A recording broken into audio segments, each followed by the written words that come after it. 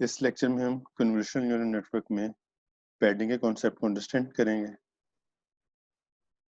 जब आप कोई भी डीप लर्निंग की लाइब्रेरी यूज़ कर रहे हैं तो उस वक्त आपको पैडिंग का कॉन्सेप्ट अच्छे तरीके से पता होना चाहिए ताकि आप जब यूज़ करें तो आपको कोई कन्फ्यूजन ना हो। सिमिलरली जब आपको अपने एल्गोरिथम्स यूज़ कर इम्प्लीमेंट करना चाहें तो तब भी आपको आइडिया हो कि वहाँ पे पैडिंग कैसे अचीव की जा सकती है। पैडिंग का कॉन्सेप्ट क्या है? आपके पास इनपुट है और उसकी जो डायमेंशंस हैं दैट इज 6x6। आप इस पे कन्वोल्यूशनल ऑपरेटर अप्लाई करना चाह रहे हैं 3x3 का, लेकिन आप ये चाहते हैं कि जो आउटपुट आए वो भी 6x6 की आए। अगर हम सिंपल देखें तो वहां पे हमारे पास 6x6 के केस में, और अगर मैं कन्वोल्यूशनल ऑपरेटर 3x3 का अप्लाई करता हूँ तो हमारे पास जो आउटपुट आती थी वो 4x4 की आती थी। अब लेकिन यहाँ पे रिक्वायरमेंट के कि जो डायमेंशंस हैं वो चेंज ना हो। इस चीज को अचीव करने के लिए हम कॉन्सेप्ट इंट्रोड्यूस करते हैं पैडिंग का। पैडिंग के कॉन्सेप्ट में हम जो ओरिजिनल इनपुट है, ओरिजिनल इनपुट, ये अगर आपके पास 6x6 है, इसके साथ एक और लेयर ऐड कर देते हैं, एक रो और कॉलम। तो यहाँ पे भी इसी तरीके से अब आपके पास चारों तरफ सिमिलरली इस तरीके से हम पैडिंग ऐड कर देते हैं, और वो पैडिंग लेट से 0 0 0 0 ऐड कर दिए। 0 से हमने सारे के सारे पैडिंग कर दी। तो अब जब हमने इस तरीके से पैडिंग की तो अब हमारे पास जो 6x6 का मेट्रिक है वो अब कन्वर्ट हो गए। So padding is equal to 1 add की, हर तरफ 1 1 1 की पैडिंग ऐड कर दी, मीन 0 तमाम जगहों पे ऐड कर दिए। तो मेरे पास जो मैट्रिक्स आ गया दैट इज 8x8।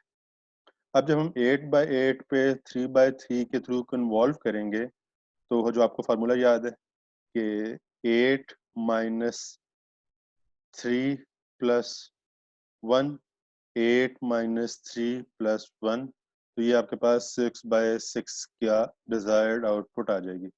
और अब इस केस में जब हम कन्वॉल्व करना स्टार्ट करेंगे तो हम यहाँ से कन्वॉल्व करना स्टार्ट करेंगे, देन उसके बाद एक स्टेप आगे मूव करके यहाँ पे मूव करेंगे, फिर एक स्टेप आगे मूव कर रहे होंगे।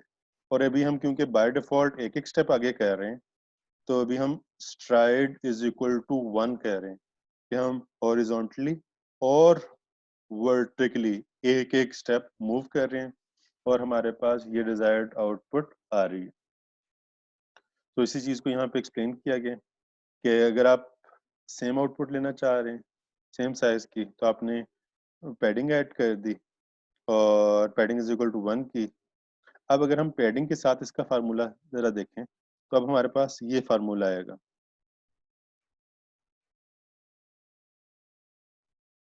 कि बाय डिफॉल्ट सो n 6 था, n2 2p 1 की पैडिंग ऐड की हर तरफ तो हमारे पास 2 × 1 आ गया, माइनस f वो हमारे पास 3 था, +1, तो यहाँ पे अब हमारे पास आ जाएगा 6 + 2, 8 माइनस 3+1, और आपके पास 6 आ जाएगा। सिमिलरली दूसरे वाले केस में भी हमारे पास हाइट और विड्थ दोनों के केस में 6 6 आउटपुट आ जाएगी। तो अब हमारे पास जो फार्मूला बन रहा है विद बाय इंट्रोड्यूसिंग पैडिंग कि अगर आपके पास इनपुट साइज n है और आपने उसमें पैडिंग इंट्रोड्यूस कराई हुई है, लेट्स से पैडिंग 0 होगी जैसे कि इससे प्रीवियस एग्जांपल में था, तो ऑटोमेटिकली p की वैल्यू 0 हो जाएगी, then minus filter size +1, similarly n + 2p minus f +1। So आपके पास इस फार्मूला में आप इनपुट की डायमेंशंस, फिल्टर साइज की डायमेंशंस और पैडिंग की इंफॉर्मेशन बताएं तो आपके पास आउटपुट की डायमेंशंस क्या होंगी वो आप कंप्यूट कर सकते हैं। जब आप डिफरेंट लाइब्रेरीज यूज कर रहे हैं या अपनी खुद इम्प्लीमेंटेशन भी कर रहे हैं तो हमारे पास दो पैरामीटर्स होते हैं, एक वैलिड पैडिंग और एक सेम। वैलिड पैडिंग का मतलब ये है कि आपके पास इनपुट साइज 6x6 का था, फिल्टर साइज अप्लाई किया और वो अब आपके पास 4x5 आ गया, मीन्स आपने कोई किसी भी तरह की कोई पैडिंग नहीं की। और जब आप सेम कर देते हैं तो सेम के केस में आपके पास इनपुट साइज और आउटपुट साइज सेम होता है। जब आप डिफरेंट लाइब्रेरीज यूज करें तो आपको इस तरह के पैरामीटर नजर आ सकते हैं। जब आपके पैडिंग आपने करनी है या पैडिंग नहीं करनी, वैलिड के केस में आपके पास ये वाला फार्मूला अप्लाई हो जाएगा। जब आप सेम करेंगे तो वो इस तरीके से उसको सॉल्व करेगा। और अब आप यहाँ पे ये देख सकते हैं कि अगर आपके पास n+2p-f+1 है, आपके पास अगर n गिवन है, f है, और आप फाइंड करना चाह रहे हैं कि इस इनपुट के अगेंस्ट आप सेम पैडिंग करना चाह रहे हैं, तो फिल्टर साइज क्या होना चाहिए? क्योंकि जब सॉरी पैडिंग साइज क्या होना चाहिए? अगर फिल्टर की वैल्यू चेंज हो जाएगी तो उसके लिहाज से ऑब्वियसली पैडिंग की वैल्यू भी चेंज हो सकती है। तो हमें उस लिहाज से फिर पैडिंग की वैल्यू फाइंड कर सकते हैं। ये तो दोबारा कि अगर आपके पास इनपुट साइज है, फिल्टर साइज है और आपने पैडिंग की वैल्यू फाइंड करनी है, तो आप उसकी पैडिंग वैल्यू फाइंड कर सकते हैं। जी, यहाँ तक अगर आपको कोई कन्फ्यूजन है तो आप क्वेश्चन पूछ सकते हैं। Thank you. अल्लाह